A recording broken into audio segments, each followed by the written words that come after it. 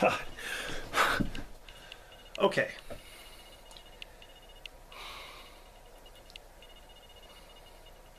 I live in Illinois. Okay. The state of cornfields, just like Iowa. I live near a cornfield. And in fact, like what, 3 blocks away from me, there's a cemetery and then there's a cornfield. I go walking around the cemetery like I do every night. Okay, I go walking around the cemetery. I'm walking up the back side of the cemetery and I look over to the cornfield and I see this kid standing there with a knife. Just like this, just looking at me. He had the knife like this. What is he doing? What's going on here? I kind of stopped and I just looked at him and he just keeps staring. Who is this kid?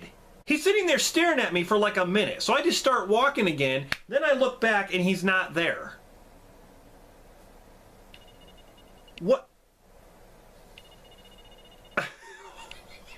What is... This makes me want to watch a movie right now. I'll be back.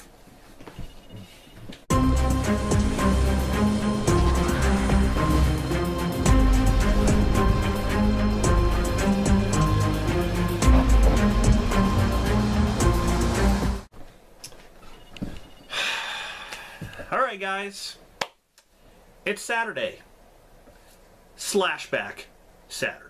It is Rob, and I am back once again with another Slashback Saturday challenge, which was created by Joe the Horror Man. Definitely go check out his channel if you're not subscribed to him. I'm definitely going to send you out into a cornfield and leave you there. Every week, Joe picks a new theme to where we have to take a horror movie and review it based on that theme. So this week is religious slashers. And there's only one movie I could think of right away. And it's one of my favorite movies of all time. And that is Children of the Corn. 1984 American supernatural horror film based on the Stephen King short story from 1977. This movie had an $800,000 budget and it made $14.6 million at the box office. So it made some money. This movie was directed by Fritz Kirsch and it stars Linda Hamilton and Peter Horton. The story is about an entity referred to as He Who Walks Behind the Rose. And I didn't really understand that when they keep saying that in this movie. He Who Walks Behind the Rose. I kept thinking, rose? You mean like a flower? Like a rose that you smell and give to somebody on Valentine's Day? Is that what kind of rose we're talking about? No, it's not rose, R-O-S-E. It's rose, R-O-W-S. Like cornrows. I was so stupid back then, I didn't even know what was going on. This entity entices young children in this small town to kill the adults. I love the beginning of this movie because the adults are sitting in this cafe and they're having their coffee and they're eating food. All of a sudden these kids come in and start killing them, slitting their throats, stabbing them, and you have Isaac, the leader of the kids, standing in the window smiling. Just like, move aside, Damien, from The Omen. Move aside. Okay? We got Isaac. That's who we have. So Isaac is the leader of these kids. He organizes everything. He is the only one who can talk to He Who Walks Behind the Rose. Just give the person a name. This entity. Is it the devil? Like, who is it? I'm tired of them saying He Who Walks Behind the Rose. Who's walking behind the rose? Nobody. They have this scarecrow out in the rows of corn, but that's about it. But you know what? He talks to this thing. And he's the one who tells these kids and puts it in their heads, you know, brainwashes them pretty much. Hey, you need to start killing in this ritual fashion. He's played by John Franklin, and he is amazing. A great actor. He actually returns for one of the sequels. I think it's like Isaac's Return. I'm not really sure what. I think it's like Children of the Corn 666 or something like that.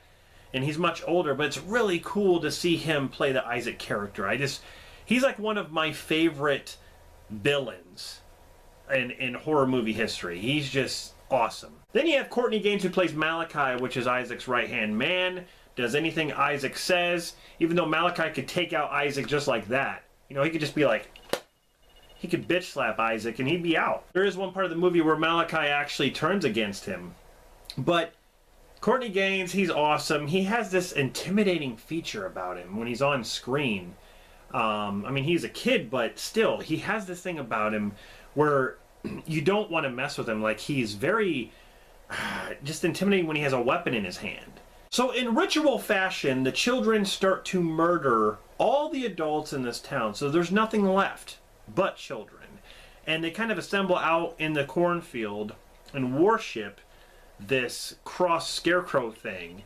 And also Isaac, who is basically preaching to these kids. And then you have Peter Horton and Linda Hamilton, who are driving across the country, show up in this town and realize that something's wrong here. There's no adults. Everything looks abandoned.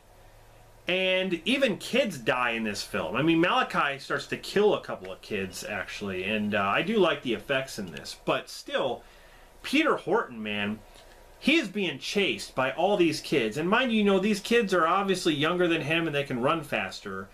He's sitting there running from all these kids and trying to get away from them. And they have weapons and stuff like that. And these kids can get into places where, you know, obviously adults can't. So I think it's kind of creepy in that way. But Linda Hamilton is great in this movie too. But I love Peter Horton. He's just really, really awesome. But the reason why they're, you know, killing these adults and stuff is because he who walks behind the rose wants this to actually have a successful harvest. Corn harvest, so to say. What a way to have a successful corn harvest. I mean, you know, there's rituals out there where, you know, people in other countries do stuff to animals and stuff. But, you know, here, let's just slaughter humans, you know, the adults, and then there you go. Good harvest. That's a good sign. Slit your throat. Oh, good corn harvest. Those tomatoes are looking fantastic. Honestly, I don't know. I love it. This movie is fun from beginning to end. And this, of course, is the Arrow video version with the awesome slipcover, but then I switched, you know, the case cover to the original cover art. I love the original cover art. I think it's amazing.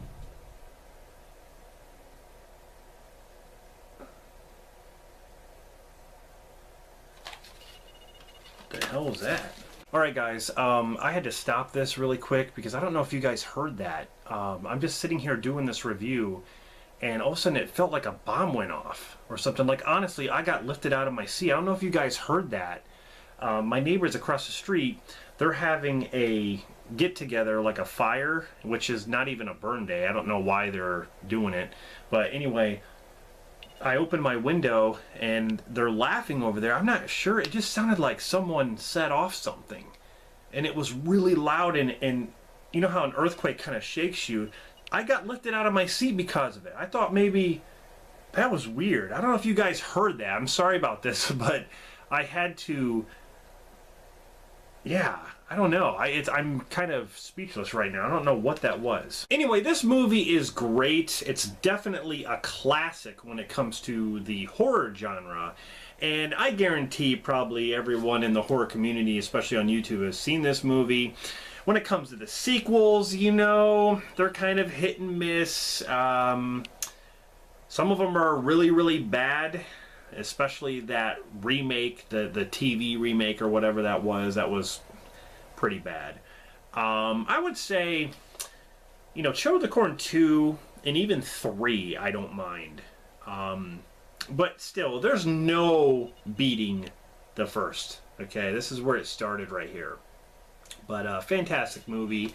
That is my pick for religious slashers. Children of the Corn, 1984. Another cool thing about this movie is that the filming took place in Iowa as well as California, but you know, Iowa is nothing but corn, you know, flatlands, farming and all that stuff. You know, that's right next to me. I'm in Illinois, Iowa's right there, and it looks just like Illinois, to be honest. So anyway, guys, yeah, that is my pick. I just want to thank Joe, the Horror Man, for coming up with this theme. I can't wait to see what's next.